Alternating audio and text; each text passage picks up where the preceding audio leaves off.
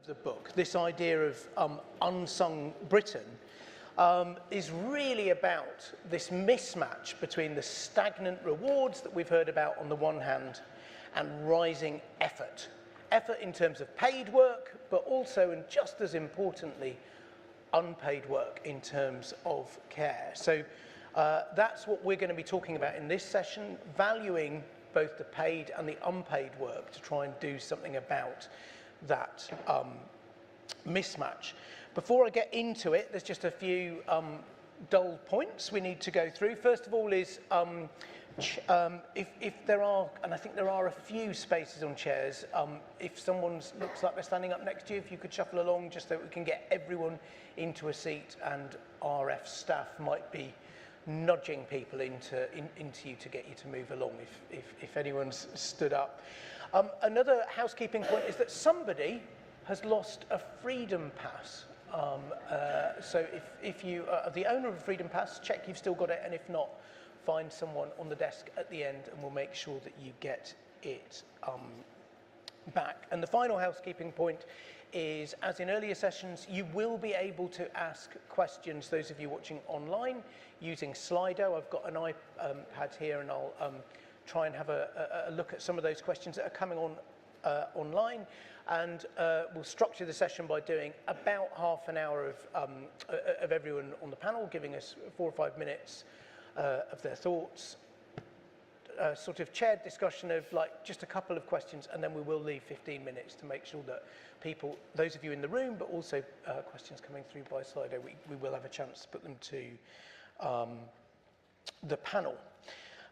So that's it in terms of all of that stuff. I'll just give you some headlines from the book. Some of them you may have heard in the earlier sessions.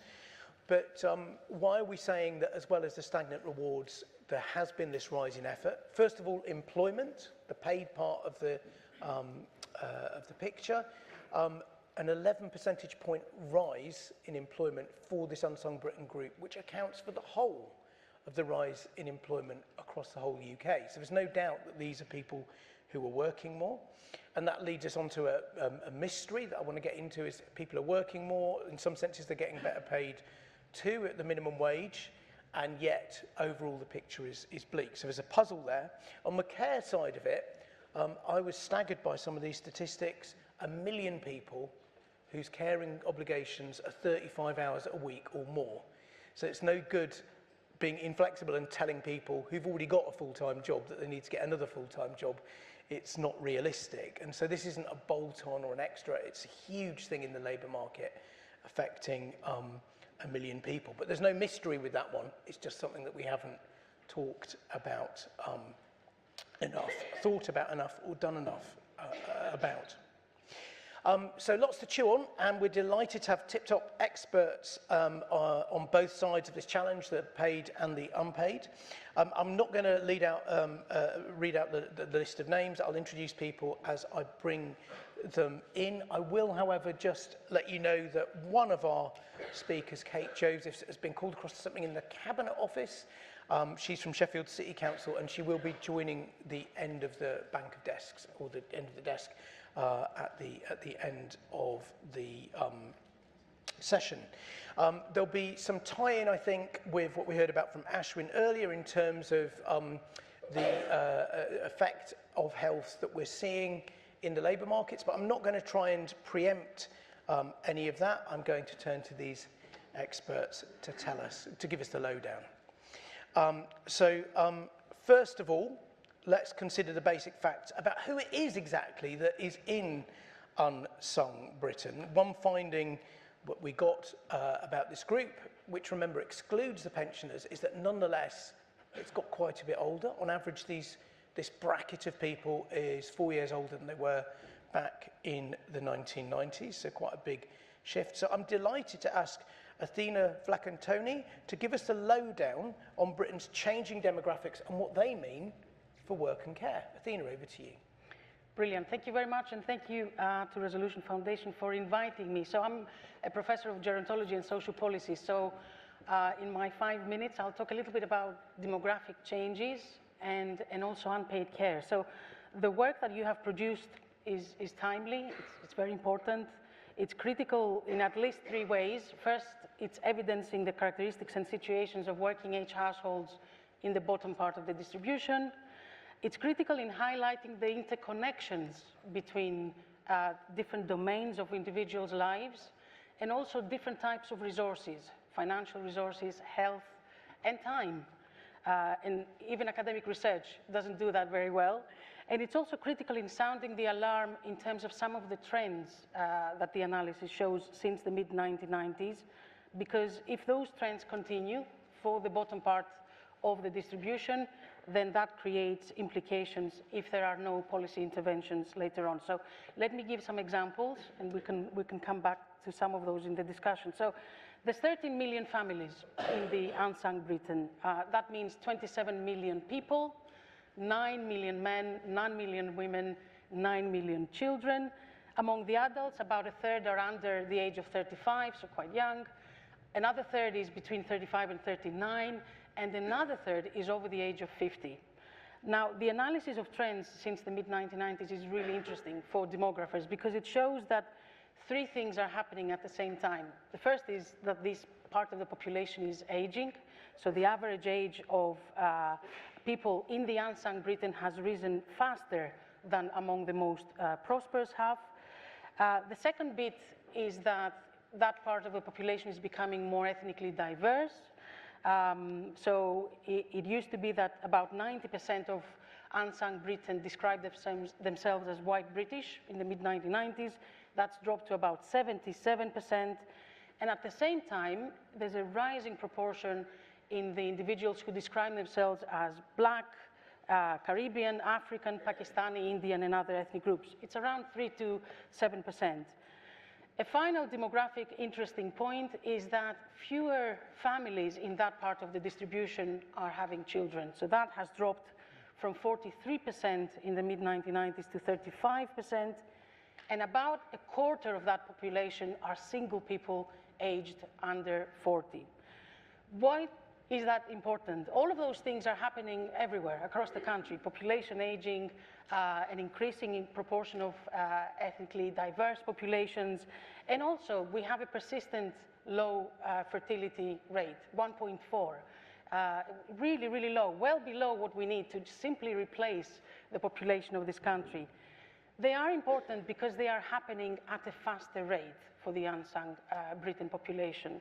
So what that means is that there are policy challenges associated with each of those things. So population aging has implications in terms of the care demand. An increasingly ethnically diverse population has implications because everything in the literature tells us that coming from a minority ethnic background is associated with disadvantages across the life course and in later life. And obviously, a lower fertility just means that this part of the population is playing a smaller role in terms of the future size and composition of the country's population. 2 more things I want to briefly mention. So there's also trends, aside from those demographic trends, that actually challenge some of the existing policy agendas. I'm thinking specifically extending working lives and the rise in state pension age. 3/4 of the families in Unsung Britain actually include someone who is in work. And I think that to some extent dispels myths about unemployment in the bottom half of the distribution. Among those 18 million individuals, about 8 million work full-time and 3 million work part-time. But at the same time, that part of the distribution are frailer and are becoming frailer faster than the more prosperous have. A really striking finding from the analysis, and maybe I'll stop there, is that the healthy life expectancy for men in the Unsung Britain is 51 years. And that compares with 70 years for men in the more prosperous half. So that's nearly 20 years difference for the same population. And disability is also affecting about a third of Unsung Britain, and that compares with about 18% of the more prosperous half. I have a couple more points about caring, but we can come back to them later. I'll stop there. Okay, thank you very much, Athina. It's a really good whistle-stop tour around the key facts and figures. Now, one thing in the book that I found pretty staggering is, as you say, we've got this aging population, and we've got more disability. And you know, if you're looking at this from the 1990s, I think you might think that those two things would be intimately connected. People are living longer, getting frailer, to use the word you just used, and that gives us problems. But we found, in fact, that 83% of this increase in disability that we're seeing, 83% is playing out within age groups. So it's not that more people are moving into the older age group, it's that age groups, including the youngest age groups, are developing vulnerabilities. And when we probe this, particularly for young groups where we've seen the big increase, a huge part of it is to do with mental health. So I'm delighted to bring in Sarah Hughes from Mind to tell us what's going on and what we can do about it. Thank you so much, and it's really great to be here with colleagues from the Resolution Foundation, so thank you for having me. It's really interesting that this news is a surprise because, frankly, to government colleagues and to colleagues during reviews, we have been telling you this for probably 20 years, right? So this is not new news, right? We have been seeing the decline in the mental health of the nation for quite some time. We predicted this in very big ways. We understand that this is now at crisis levels. We do believe that work is good for your mental health, but good work is good for your mental health. And I think that from a Mind's perspective, it's disappointing that we've got to a place now where the narrative is hostile in terms of mental health, that the narrative around the hope for young people is negative and coming from a deficit perspective.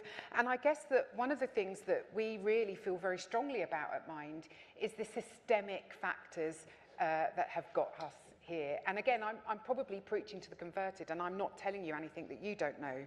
But let's just hone in on what the factors are, right? So if we think about the last 20 years, the decline in social capital for our children and young people. If you've got a teenager at the moment, can they find a youth club? I mean, I don't know of one. We've seen a significant stripping of community, right? And so it's no surprise to us that we see isolated families, children and young people looking to digital platforms to find comfort and solution. Let's not forget the role of the pandemic. And again, it feels to me, and I can get a little bit uptight about this, I'm about to give evidence to the COVID inquiry, so I'm kind of gearing up for it. We seem to have forgotten the impact of the pandemic. It's almost like we've cast it aside. Now, I can understand our desire to do that because for some of us, it was probably the worst time of our lives.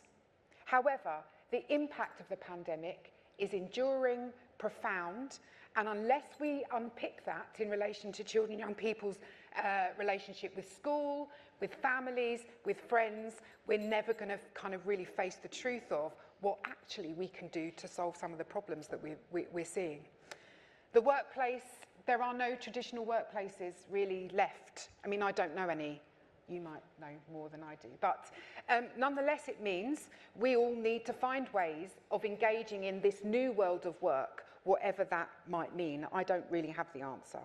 We understand that racism, discrimination, intolerance, community division, all of these things, again, contributing to communities' ability to offer jobs, support each other, mutual aid, all of those kind of brilliant things that we know that work. We know for people with mental illness, the barriers to work are still really clear, right? It's hard to disclose and still be considered somebody who employers feel like they can trust. That stigma is real. We still see stigma in every aspect of our daily lives. We also know that we've had policy incentives that aren't really about assets and growth, but are about sanctions and conditionality. Now, I don't know about you, but that doesn't usually get the best out of people, does it? And yet, those policies, often driven by anecdote, not evidence, are problematic, right? So that's where we come from at Mind. But I do want to end by telling you that I believe that there is great hope. Does anybody in this room, or has anybody in this room, heard of the Citizens Hubs? I'd love to see more hands up. So please go and have a look. Because when we think about what the solutions are already there. What we don't need, and frankly, we really don't need more people in job centres finding us jobs, right? We need communities that are supporting people to find jobs. So the Citizens Hub is a My Citizen Hub, local to me in Cambridgeshire, is asset-based, volunteer-driven, is getting people who walk through the door into jobs within 45 minutes. Beyond that, they are then supporting people to keep in jobs by having a volunteer support system around them. That's community, that's what's helping people to thrive, and those are the solutions for the future. So I also want to tell you that Mind, we have 5,000 volunteers running our retail division of 170 charity shops across England and Wales, who are not just selling the stuff that you send to us, which please carry on doing, by the way, we need that. They're also providing infrastructure in their local communities, they're providing community, they're providing mental health support. Let's not downplay the volunteer army that we've got across our nation. So there is hope, but we also have to face the truth of it, and it's systemic. It's not about individuals not being good enough or not having the skills. It's about us creating the conditions for them to thrive. Fantastic. Thank you very much indeed, Sarah. And actually that runs very naturally into our next speaker, which is Charlie Mayfield, who is both a former large-scale employer, as having run John Lewis, and also the author of the recent and well-received report, Get Britain Working.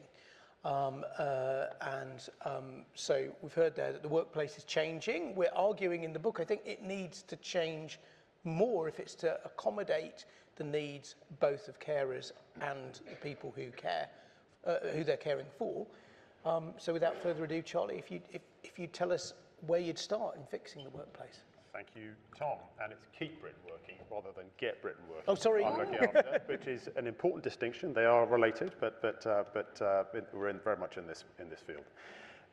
And first thing I want to say is congratulations to you, because I think fantastic that you produced this really important report. And I think two things stand out for me in particular.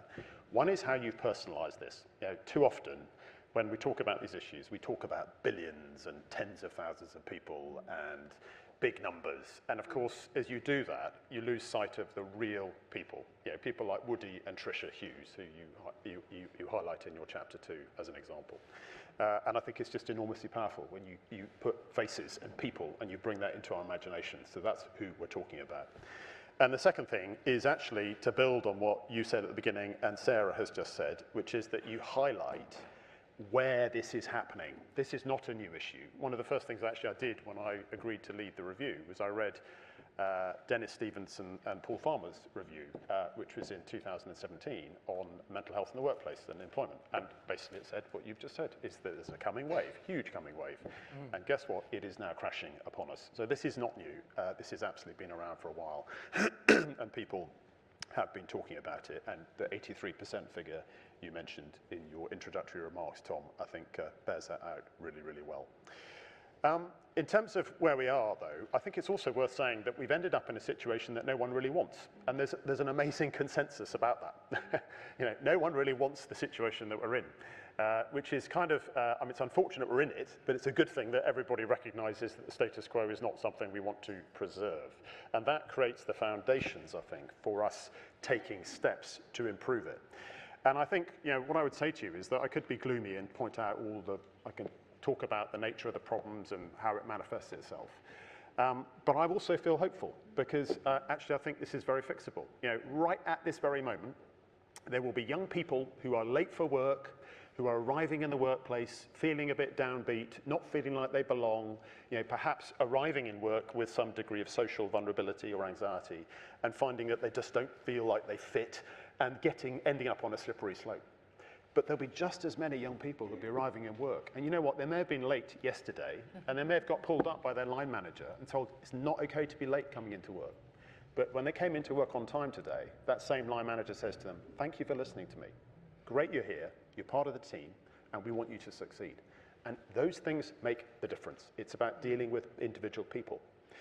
There will be, right at this minute, thousands, I'm using the thousands, but there'll be older people with musculoskeletal issues, a bad back, a sore elbow, all sorts of things. And they've probably been signed off work. And they're probably sitting at home feeling pretty down, because being in pain gets you down. And particularly when you're on your own, feeling that pain every single day. And of course, they're distant from work. And they'll be feeling like, you know, can I get back to my job? I'm not sure I can. And my confidence, my personal sort of sense of self just gets eroded a bit. But equally, there'll be same people in joint pain clinics all across the country where they're not alone.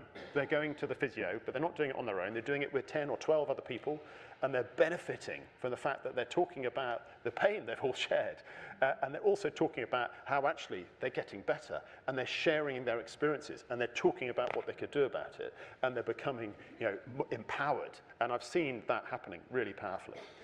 Unfortunately, there'll also be people, disabled people in particular. I mean, one of the round tables we held in Glasgow, there was a lady came to that, she was blind.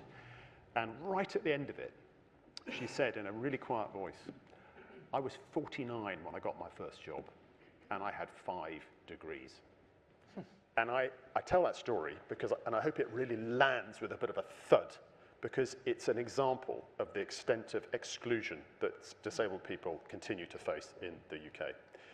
There are also, though, other organisations, other people, disabled people, who are in employment because their employer has taken a forward-thinking view. They've decided, rather than saying, do you fit the job, they're thinking more creatively about, actually, what can you do? What is your ability, which is very often prodigious?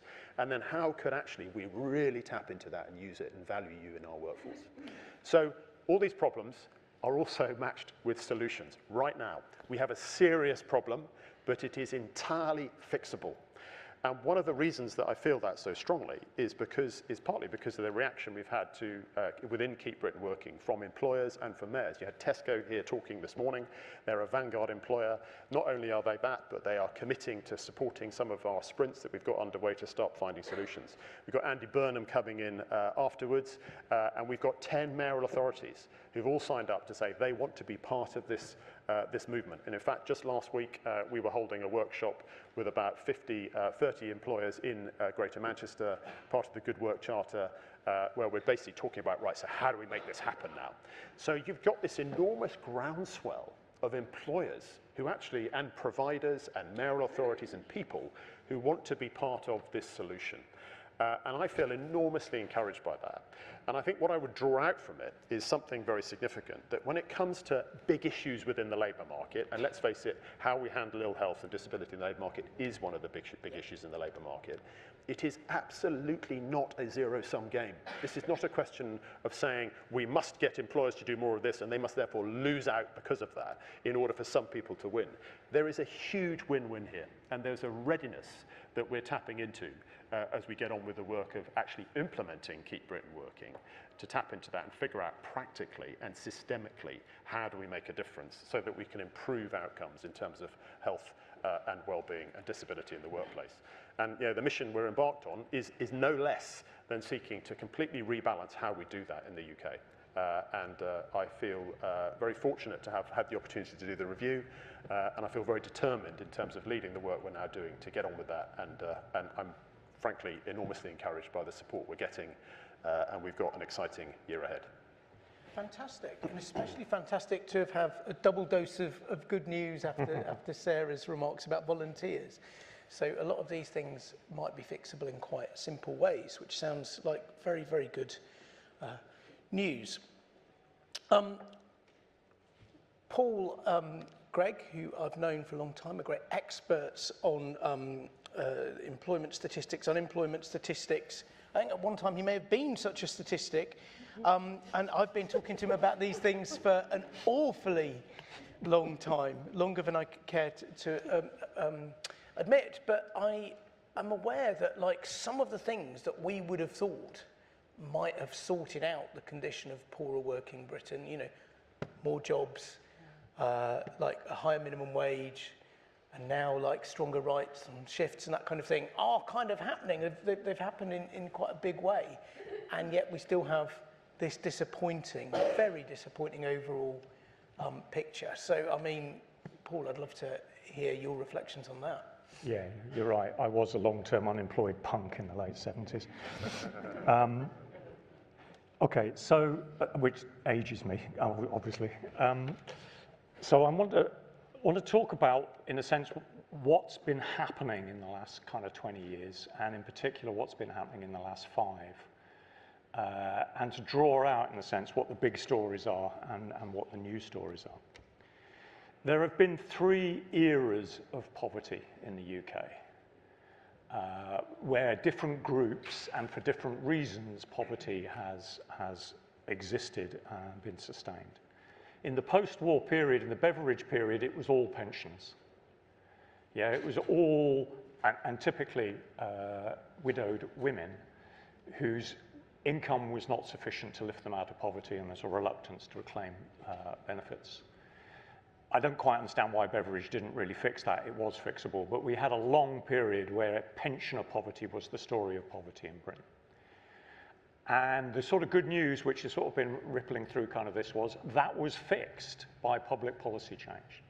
The rise of second-tier pensions, the rise of company and personal pensions, meant that pensioner poverty was and has been steadily reduced since the late 1970s. We fixed pensioner poverty. The story of the 80s and early 90s was that pensioner poverty was being replaced by worklessness. Working age people in households with no earner. 1 in 5, by 96, 1 in 5 households had no earner, working age households. 1 in 5 kids was growing up in a household with no earner, right? This was the era of worklessness as the reason of poverty. It was partly driven by the welfare system, the design of which was not keeping up with the changing nature of work, including earnings inequality and part-time work. It was also that we were becoming much more a single-person society, that if you have 2 people in a household, it's much easier to have one of them in work than it is for a single person, particularly a lone parent. So we had that kind of big lone parent poverty. Again, that source of poverty was recognized and addressed. Right? So that the Labour government of 97 introduced tax credit systems, introduced childcare support to help families work with children, and it introduced a more active welfare system, a system of requirements but engagement with people under New Deals and those kinds of interventions to get people out of worklessness into work. It worked. Right? Worklessness as a source of poverty is halved. Yeah, I mean, worklessness as a household level is halved. It is now impossible to find a workless couple where one or both members are not disabled. Yeah, disability is the residual worklessness, which taps into what we've just been hearing from the other speakers. Okay, the third wave, third era of poverty has not had policy response to date, and I think that's a big disappointment, and I will touch on that. But what I wanted to highlight in this report, in addition to discussing that kind of third era, which I'll discuss just now, is that we're beginning to see something new in the last few years, right? I don't know if it's quite yet a 4th era, 4th wave, but it is distinct and it needs to be shouted about because it is quite astoundingly severe. Okay, so the third era was the rise of working poverty. Yeah, so that's pensioners were moving up the distribution as pensions were rising, but wages were stagnating. Yeah, so the wage earning population was falling in the distribution, and earnings was becoming a smaller part of what we were getting as an income sources across the population as a whole. Yeah, at the same time, housing costs were rising faster than earnings up until about 5 years ago. Yeah, both rents and mortgage costs, in part because mortgage multipliers were rising in order to buy a housing ladder. In my day, it used to be sort of like 3 times joint income. Now it's like 5 and a chunk, yeah, to get on the housing ladder. And that's eating a greater chunk of your income, yeah. So pensioner incomes are rising, working age population incomes were not rising so much, but housing costs were pushing people down. But in addition, and Tom mentioned this, is that we saw a big rise in employment in that bottom part of the distribution, right? And that was typically second earners. So we had an increasing number of dual earner, if you like, fully employed households, yeah? That we have achieved a situation now where one earner in a household is no longer enough to keep you out of poverty, yeah? Or if you're talking a single person, you have to be working full-time to escape poverty, yeah? And even then, sometimes you don't quite make it, yeah? So that back in the day, back in my day, one earner was enough. It was worklessness, one earner was enough to get you out of poverty. No longer true, okay? And so we need to discuss, in a sense, why that's a case and what we could be doing about it. But the fourth wave, if you like, maybe the fourth wave, is something really new and very, very acute, which is that incomes in the bottom 20%, bottom 10% of the distribution have been falling like a stone. And that's not even accounting for the fact that the increase in prices of the goods which poorer income households spend more of their money. Housing costs, energy costs, food costs, right, have absolutely skyrocketed. So we tend to use an average measure of inflation. That really doesn't capture what's been happening at the bottom of the income distribution over the last 5 years. And so in the book, where we heard Woody, right, talking, and with real anger, I thought, about what's going on, working harder but getting less, right, in terms of standard of livings, that's why, right, is that the cost of living for low-income households has ballooned, right, so that we're seeing drops of 10, 15, 20% in spending power relative to the prices of basic essentials within goods. And it's no longer a surprise, if you like. It's no wonder a surprise. We see increasing reliance on food banks. We see increasing rent arrears. We see increasing bills arrears, right? Everybody down there is one crisis, one unexpected income hit away from crisis, you know, washing machine breaks or whatever. Everybody's right on the bleeding edge, right, and really hurting down that bottom end. What's disappointing, in a sense, is that that narrative has not had the same kind of salience as what policy needs to do about it, right? But I just want to unpick it a little bit. What else has been happening, as well as the kind of the prices at the bottom end, is the taxation system is increasingly regressive. And the biggest culprit is council tax. Yeah, council tax is an incredibly regressive tax, yeah, but it's skyrocketing in its costs, yeah, because we don't fund local authorities enough to keep up with what their demands are, including social care and social SEND, etc., from central government revenues. It's falling on council tax, and it's hurting like hell, right?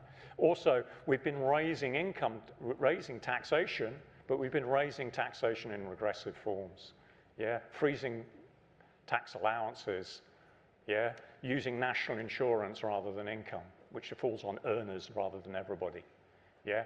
So what we've had is a reinforcement of big hits. Russia invading the Ukraine, somebody deciding it would be a good idea to leave the European Union, and pushing up a big devaluation in the pound and pushing up import costs massively, are all hitting the bottom 20% really, really hard. And yet we aren't having, and this is what I felt was powerful here today, is we've got to start having that narrative as to why the bottom is getting a right bloody kicking. Yeah, and what we're going to do about it. And it's turning up in destitution, it's turning up in homelessness, it's turning up in, you know, temporary accommodation, etc., etc. It's the big story, and it's the one that we've got to be talking about and talking about policy to fix, as we have done in the past, right? Thanks. We've been there, but we're not doing it now. Thank you. Thank you very much indeed, Paul. And you've certainly, in your closing there, you've balanced out the cheer that was creeping in towards the end of the last two contributions. Well, that's not my cheer was that we've done it before. Yeah, we've done it before, we'll do it again. But we're not doing enough. Right. Last but not least, Kate Joseph is, as well as being a trustee of the Resolution Foundation, the Chief Executive of Sheffield City Council. which is one of the great cities of the north, obviously, with a great spirit, but more than its share of economic problems, since heavy industries like steel went into decline, you know, even before the start of our period in the 90s. Now, Kate, we talk about work and care across the British economy, across British society, but in truth, some of the regional gaps, some of which are confirmed in the book, are so stark that it might be useful to say you're talking about, you know, two economies, two nations rather than one. Yeah. That's right.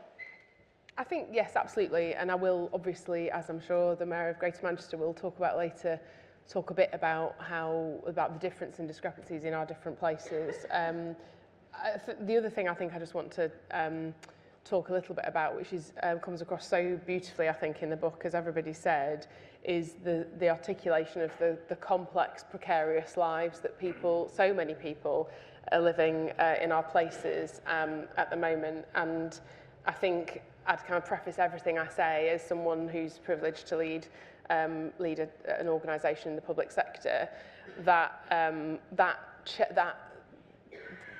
the journey we've seen our citizens go on over this period into much more multifaceted, acute challenges, really precarious situations, combined with, and I'll use public services in its broadest sense, including all of the critical voluntary community social enterprise sector partners with whom we deliver on the ground, a public service that is ragged in the sense of kind of funding, the capacity that we need to deliver. And so there is a really challenging foundation to tackle this on. I am probably going to be, as everyone who knows me will know, I'm probably on the more optimistic side generally. It's pretty hard to do this job and not be an optimist.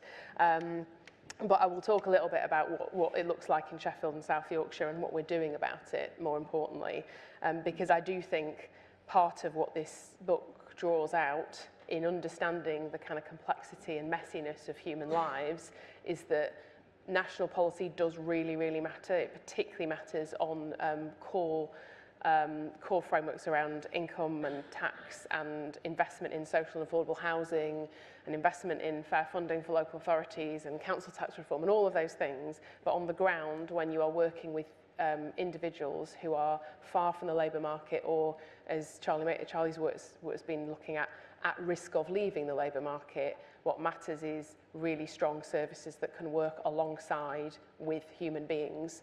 And that's something I think that we really need to see much more investment in and understanding of. In South Yorkshire, for those of you who don't know us, I won't give you the potted history apart from to say we're the best region in the world and the best city in the world. I'm very biased having come from there. But just thinking about some of the themes that come out from the book, 1 in 5 of our residents have unpaid caring responsibilities, which is nearly 3 times the rate of that in London. And as you see in the book, caring really directly affects how many hours people can work, the kinds of jobs they can do, and whether they can sustain employment at all. On health, we have done a piece of pioneering work in South Yorkshire, led by Barnsley, the original Pathways to Work Commission, which the Resolution Foundation was supported, led to a huge amount of government policy in terms of work on employment and economic inactivity.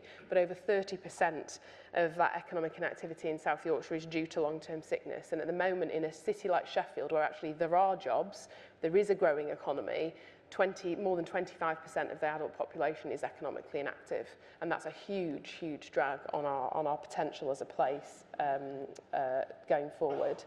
We've done loads of work on Pathways to Work to design programmes which both fit a kind of national policy framework but are really deeply tailored to place. And if I give you an example, which is why it's really important that we get granular, even in a region like South Yorkshire, what it will take to get and support people with different complex vulnerabilities into good work, I completely agree with Sarah on that point, is very different in some parts of Sheffield to what it looks like in Barnsley. The way we have delivered that is by partnering and commissioning through the region's given us a hands-off approach and has basically given us the ability to commission deeply expert voluntary and community sector partners who can work alongside communities, whether that might be communities of faith with different language challenges, with different challenges around disability, or caring. And what we're seeing already in that first year of the programme is the region outperforming the rest of the country. And I genuinely believe that is because we have designed a programme that is deeply bottom-up.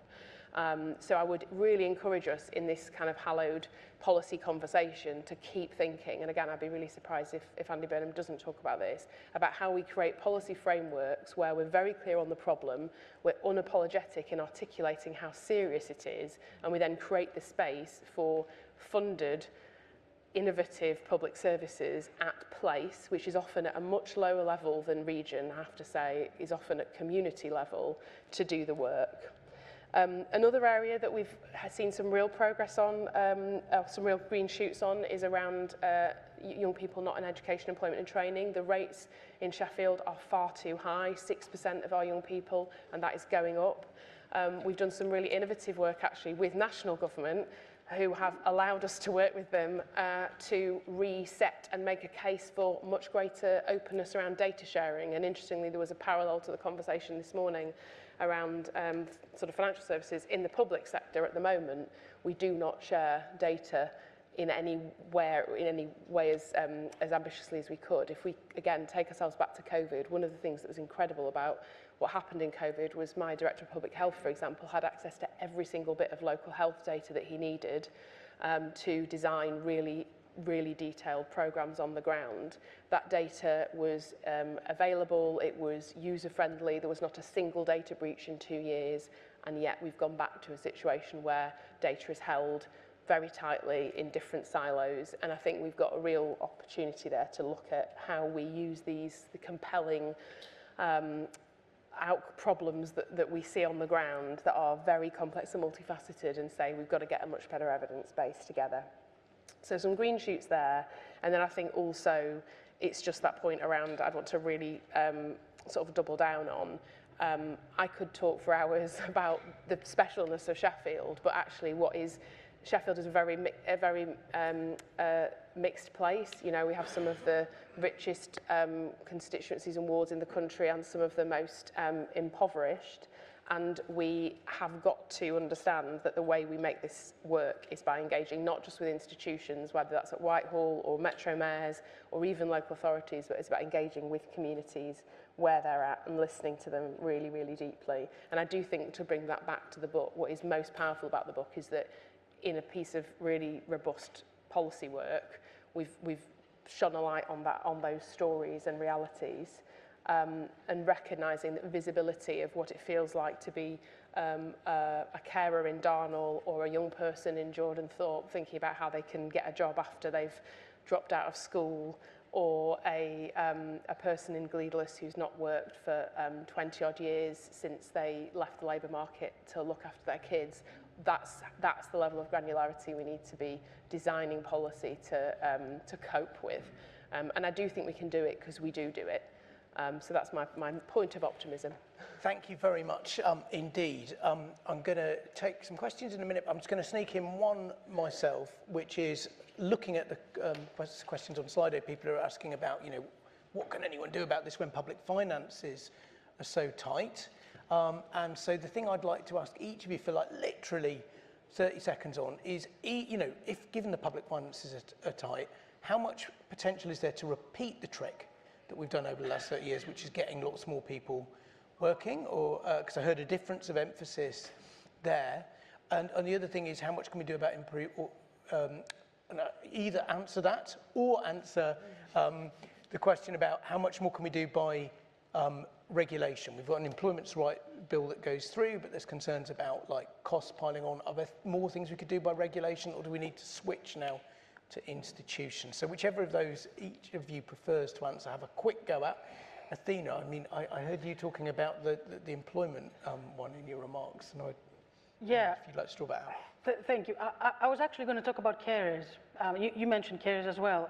1 million carers providing more than 35 hours of care per week, which is a full-time job. But 1.7 million carers, of whom 800,000 are disabled themselves, also providing care. So I think one of the most stark statistics in the book for me was that about 40% of those carers would like to work more, but they can't.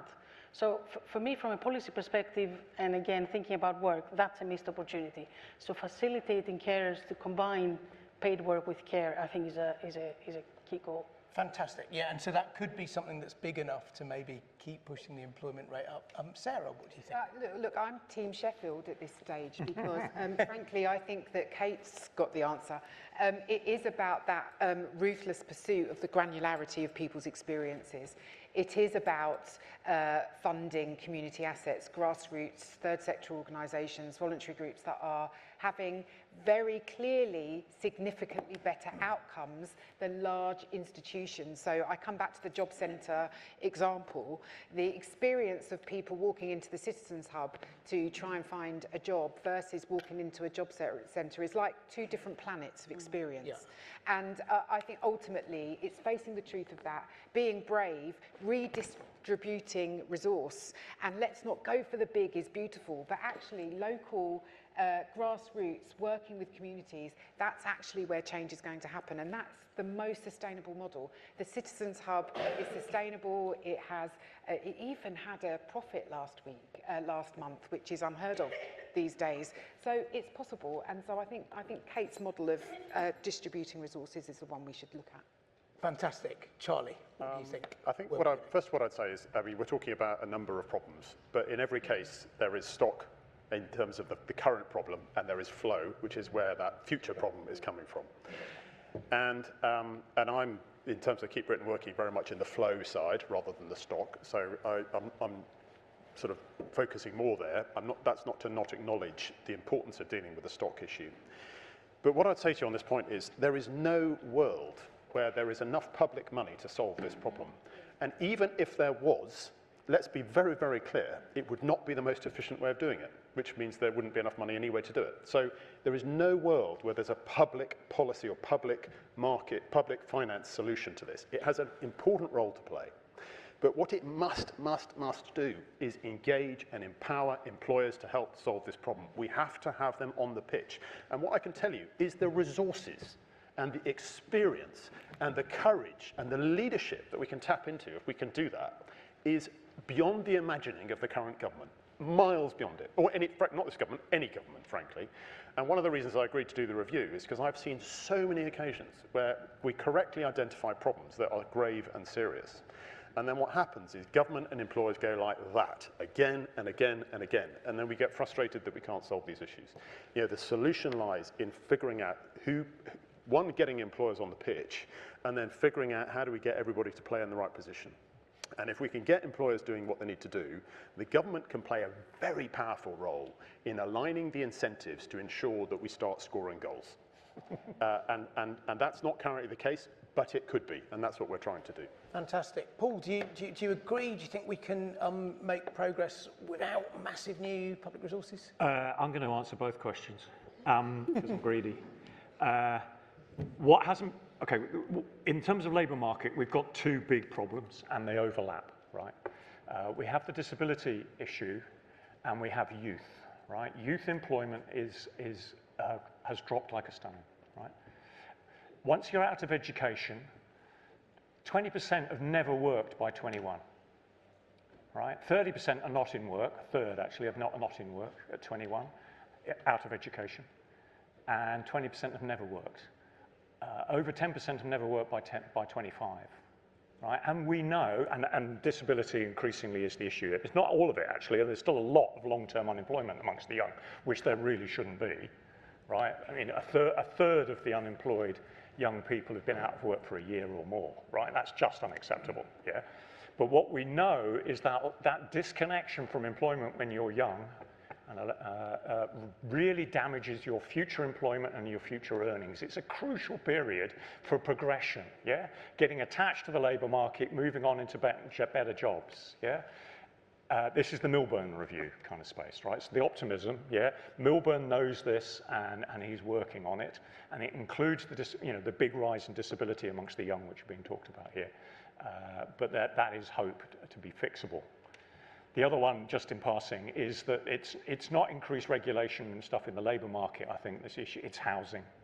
Yeah, housing is a killer, And we've got, you know, and it's really gone badly wrong in terms of home ownership amongst younger people and the housing costs amongst younger people under 40, whatever. We've really got to address housing as the big source of income constraint living standards in the bottom 20% of the distribution, which is all renters, really. Okay, enough. Thank you. And Kate, any quick thoughts on where we can make progress? I'll try a couple of thoughts. I really agree on the points on housing, and I think, again, the book makes this really clear that there's the immediate work on renters' rights, but the scale of investment in social affordable housing is absolutely critical. I also think from a public finances point of view, and you'd expect to say this because I was once a Treasury official, I genuinely think there's a huge amount of there is still slack in the system. It's just there's money in the wrong place, and there's over prescription. So again, to use the example of young people not in education, employment, training, we've got 18 programmes in Sheffield that have been defined by bits of central government that we are supposed to be doing, which all have slightly different age ranges, different expectations. I have members of my team who are basically making sense of that. That was the big lesson from the Pathways to Work, 20-odd programmes that were found in Barnsley. So that is waste in the system that we can work through and work out if we're willing to loosen some of the desire to initiativize everything that is part of the way policy and centralising tendencies in this country work. Other things is investing in things like data and capacity, where I think that can make a real difference. And then just on the point about employers, I really agree with Charlie. I don't think there's any world in which this is a public policy response only. Again, I'll make a place-based play on that. So through all the work we've been doing in Sheffield as an example, in the last couple of years we've worked really hard on rebuilding our relationships with employers, and we've particularly focused on deep prevention around employer engagement with young people in school. So we know that if every young person gets at least 4 meaningful employer encounters during their time in secondary school, they're 80% more likely to go into the workforce. So we set ourselves a collective challenge as a city that every young person in Sheffield would have that opportunity. The number of employers locally, including big national employers like Aviva and local businesses who signed up to that pledge, means that in 1 year we went from 13,000 encounters, meaningful encounters delivered, to 25,000 in 1 year, just because that army of employers wanting to do something for their place. So again, I would also say this is where a kind of coherent national policy, but a recognition that relationships at place really matter. I can sit alongside businesses in my city and say, come on then, do this for these kids in your community who can come and work for you. And I think we can get a lot more out of the money we are spending if we operate in that way. Can I just say a huge plus one to that? I mean, I've talked enthusiastically about employers playing a part in the solution. But when I say that, I'm kind of talking about the community of all employers. And, you know, as an example, we had a roundtable in Sheffield with Oliver about 3 weeks ago with what you were describing about the richness. The regions are really rich. They're rich, not necessarily in terms of the amount of money they've got, but they are rich in terms of the people who care and the people who've got the ability to change this. And that's employers, it's providers, it's third sector, all sorts of people. So we need to empower them. That's how we solve this. Fantastic. Thank you all. Now let's take questions. I'll try and take 3. If you say who you are and also perhaps which member of the panel you'd like to, I'm going to start at the back because people at the very back, we've got someone with their hand up. So say who you are and who in the panel you'd most like to answer it. Hi, I'm Alice. I'm here with PA Media, but I'm actually asking this question on personal behalf as opposed to the company. Sarah, you mentioned that the community employment hubs are much more effective in getting people jobs. What do you think is different in the way that they operate in comparison to the bigger institutions that makes them more effective? Thank you for that question, because it's a really important one. Can you just give us a second, because we're going to get 3 questions and then you go will on. absolutely be able to. That's a good plan. Let's just come forward. Yes, please. Yeah. Hi, quick question for Athina, if I have to pick one person. I'm Alice Klein from ADAS. Just about adult social care, obviously Resolution Foundation has done great work on carers in this area, but especially with Kate on the panel as well, it's important to note that the cost of care is going up, national insurance, national living wage, fair pay agreement coming down the line, which we don't know who's going to fund yet. You've then going to have people running out of their money sooner, self-funders, who won't be able to pay for private social care. You've got the people from the first panel, the Unsung Britain, that are coming out of, going into retirement, still renting. So how are they going to afford adult social care? They'll go to their local authority, who won't be able to afford to pay for it. They'll have to change eligibility. And therefore, is the only option then that more people, often middle-aged women like myself, will have to give up work to care because the state won't be able to afford it anymore? So just a question about this, how Unsung Britain pay for social care. Great question, yeah. And then just, should we go here? Just keep going forward for speed. Yeah. Hi there, Alicia from TASO, the What Works Centre for Higher Education. My question is for Kate. What can universities be doing with local authorities to, one, retain students and keep them within those local authorities once they graduate, and two, become more of a civically engaged institution and work collaboratively with local authorities? Great, thank you. So, Sarah, would you like to go first on the hubs? Yeah, so thank you. Basically, for me, and this is, I want to preface this by saying we are not doing down job centre staff because they have got a really difficult job. So I really want to be clear about that. However, their work is frankly built on sanctions, conditionality, and frankly cynicism.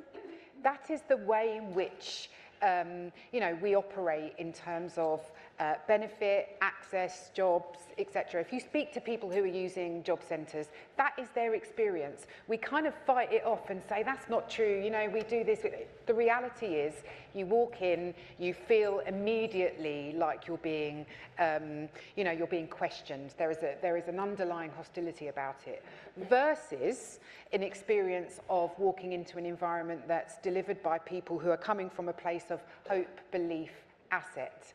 And that they're there to help you thrive. They're not there to create sanctions or boundaries. They're there to really drive, what are your assets, what can we get you to do? And that's basically it, in a nutshell. It's about recognising the ability of somebody rather than their disability. And I think that we see it time and time again. The evidence around that interaction, around accessing work, is so super clear.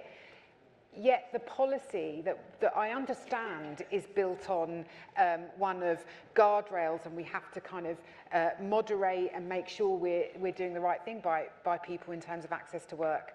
The way in which we're doing it is completely and utterly wrong. I mean, there's no two ways about it. Thank you. Thanks very much. Now, Athina, I think the social care question, if you could just have a quick go at that. Thank you. So, absolutely, I completely agree with you. Adult social care is a policy issue that has still not been resolved, the funding of it. So we had a DILNOT commission about 15 years ago, came up with proposals, were not implemented. We now have a new commission that is looking at the adult social care system as a whole. I think one of the reasons it's a very hot potato to handle, but one of the reasons is because of the differences between different cohorts of people, generations, in terms of wealth. But now we're seeing, as evidence of this book, also in terms of different need for social care. So that's going to play out differently in the future. And I think that's a really big problem, because you do have cohorts that are able to use housing wealth to fund that social care, and then there's people behind them, children and grandchildren, who haven't even thought about putting money on the side for that, let alone having money at the end of the month. So I don't have an answer, but I do think it's a very important topic, and part of the reason that I like the book that the Resolution Foundation wrote is because it brings together those interconnections between different policy areas. But thank you. Thank you very much. I'm going to just bring in, and this will be the final response, I think, just because the clock's against us, Kate, on either from a local authority perspective, anything on social care, which I'm sure is a big issue for you, but also the question about universities keeping graduates in the places that they've studied. Yeah. I mean, I agree with everything that Athina said, and I think that one of the challenges about the lack of bravery in getting on with reform is, as has been described, the cohorts and complexity of the people calling on social care rightly are changing. I do think there's, again, though, a lot we can learn from where that's working. So work on reablement, work on really changing the conversation about care, so it's less paternalistic and more about strengths-based support and helping people to live lives that they want to live. And that comes back to the points that have been made around disability and working as well. So I just, so we could have a whole conference on that. Really quickly on universities, we're very, very lucky in Sheffield to have 2 universities that are properly signed up to a civic university agreement. I suppose the things I'd say in terms of jobs are about the importance of really clear economic strategy for places like ours. So the Northern Growth work that was announced just at the beginning of the year, critical for us in terms of retention of graduates. At the moment, you could live in Sheffield and not be able to travel to work in Leeds, which is 30 miles away because the trains are so terrible. So that is a really, engagement in those sorts of big policy points are really critical, as well as engagement with students when they are in places. So we often see that student engagement is very, very high in smaller institutions where they feel a real sense of belonging, but you can deliver and drive that sense of belonging if you work really closely, for example, with student unions. And then the final thing I'll just say is around recognising that that civic engagement from our students is really critical, and many of the students in university in Sheffield are from the region, and so do feel that sense of connection and belonging, want to be there more than just an education experience. They want to be part of a place, and I think sometimes we other students and universities and see them as the kind of classic ivory tower, when actually they should be a core part of the way our civic fabric works. Fantastic. Thank you very much. I'm sorry to have to draw this to a close. So much food for thought there. There isn't a break as such. We're just going to rearrange the desks a bit, and then Ruth's going to be introducing Andy Burnham for any ideas he's got on what could be done better for Unsung Britain. Thanks very much.